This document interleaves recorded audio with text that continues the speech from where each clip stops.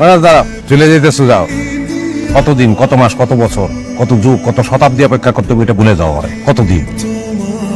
মোগল সম্রাট বাবর, তার পুলা হুমায়ুন অসুস্থ, সবাইকে মরে যাব।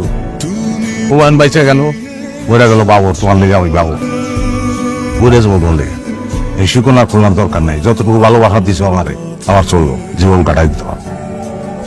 বলতে পারবা না পাগলের মতো ভালো কেউ আসে। চল।